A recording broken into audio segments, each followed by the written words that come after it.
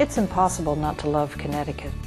Our state is beautiful, with striking countryside, lovely homes, historic town centers, friendly neighborhoods. And even as Connecticut is changing, towns have been able to preserve those important resources. Change has hit the housing market. The recession has wounded local economies and municipal tax revenue. Energy and transportation costs are higher. Connecticut's population is aging.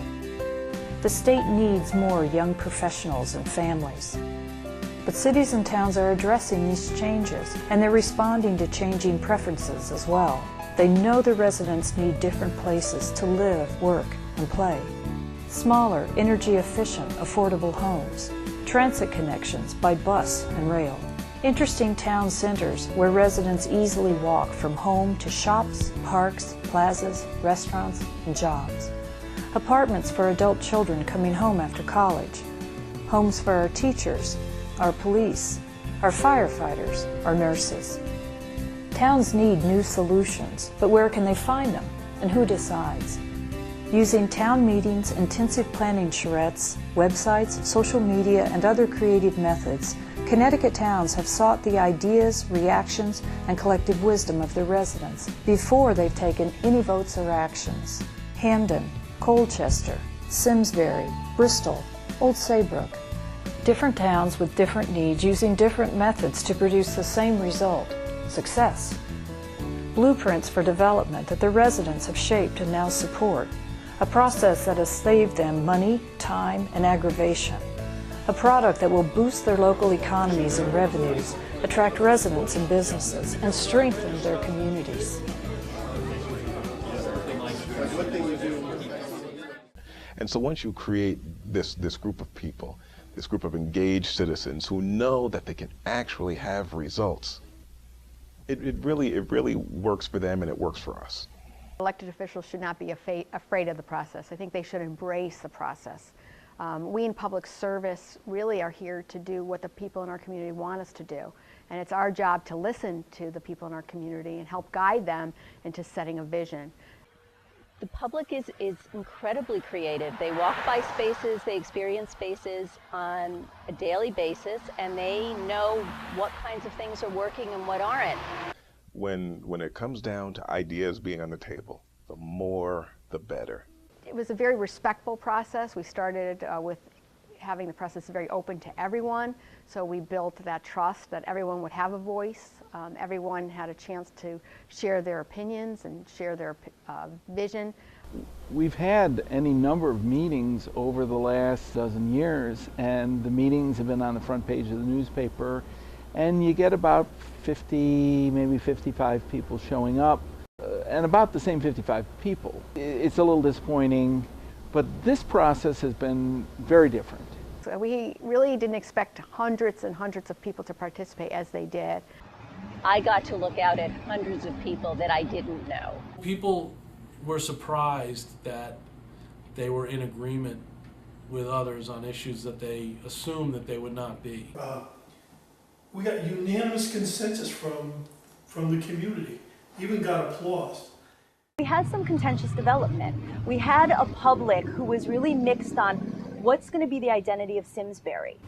Do we want big boxes? Do we not want big boxes? What is our vision? And because we hadn't actually done an exercise that brought everyone together to say, this is what our shared vision is of Simsbury, there was a lot of fighting. Some of the ideas that have been brought forth, I, for one, never would have thought of. The residents know their neighborhood. We walk this neighborhood. We buy our groceries here. We are friends with the baker. The more avenues you provide for people to participate, the more personalities you can satisfy. You just provide as many outlets as you can, and people respond because they're talking about it, whether they're directly involved or not. You have to hit all cylinders, or else you're gonna miss some piece of the conversation. As long as people know about what you're doing and have the opportunity to give their voice on it, I think that's important. The side? Should there be street trees on the street? Is there enough room?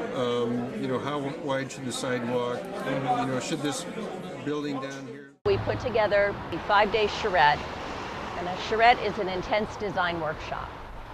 That workshop, we worked from 9 in the morning until about 11 o'clock at night, straight through with our consultants. And we did an enormous amount of outreach before trying to get people to attend. We had over 300 people there the first night.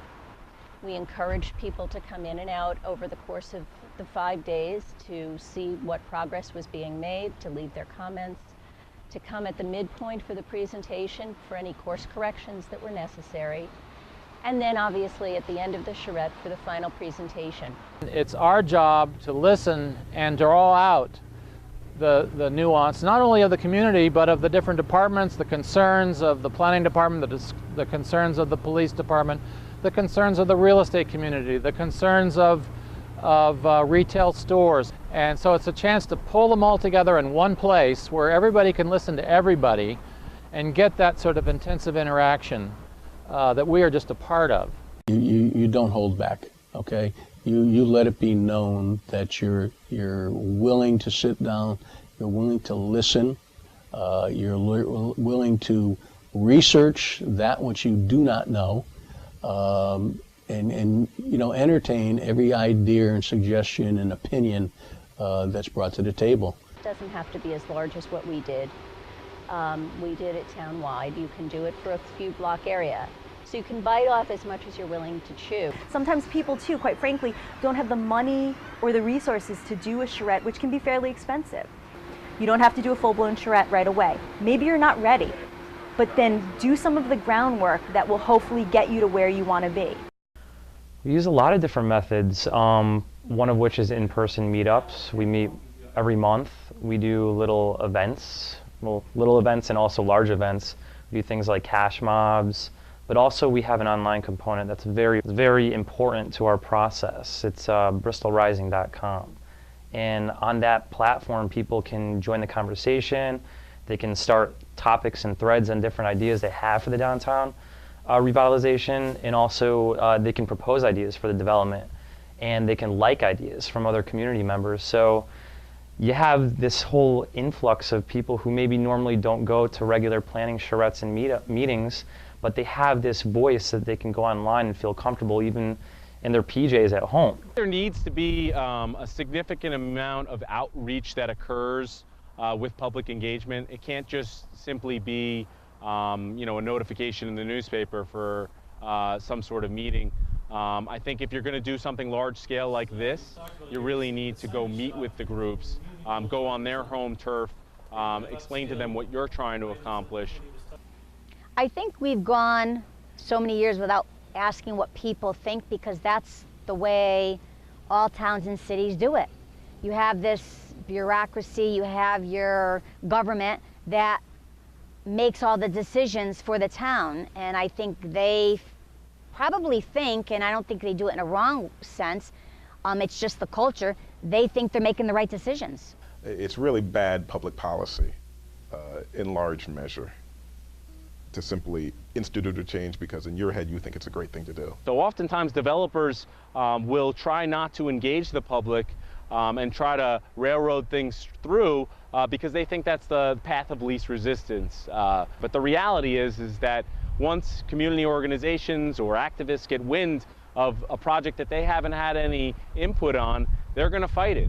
And if they fight it, that's going to delay you twice to 3 times as long as just getting them engaged from the very beginning. The Bristol Rising folks they know it's happening. You know, we let them know via our social media that this meeting is coming up.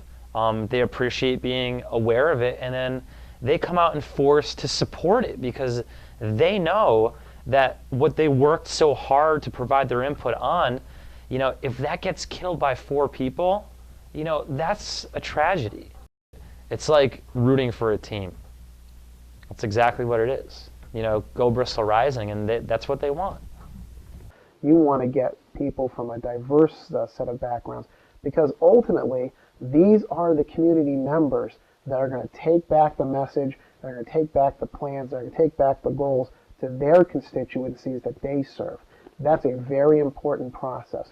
The benefits really accrue to not only the townspeople because they know what type of development they're going to get. They also accrue to the developer that comes in and doesn't want to waste a lot of time or money putting together plans that are simply going to be denied by a town or a commission that doesn't want a particular type of development. So what this process does is it lays out in very graphic terms, in very clear terms, exactly what the town's looking for. And that saves everybody a lot of time and money. It is much easier to get things done in a quick fashion when you already have the document and you know that the public had participation in the document. And after the process, we ended up with a vision that everyone agrees with a plan that makes it easier to give developers information about what we want to see in town, what we don't want to see, and helps our residents express what they want their town to look like. A lot of people will walk away when they see something, they'll say, maybe I disagree with it, but I understand the reason behind it. And when that happens, you really made progress. You can't make everyone happy. You should never try to make everyone happy. But as long as everyone understands where the collective will wants to take the town, then we can have productive dialogues. And it really is a win-win for everyone. You have better economic development, higher quality neighborhoods, higher quality spaces, and it's a place that people want to live, want to visit, want to shop, want to do business in. The successful experiences of 5 municipalities can be replicated by any town in Connecticut. Any town can do it. Any town can preserve its character, yet adapt to changing needs, planning proactively, engaging residents, collecting their great ideas to shape the community's future. It's not only a matter of making people happy, it's about getting things done. So many new members tonight, so I have to applaud you guys.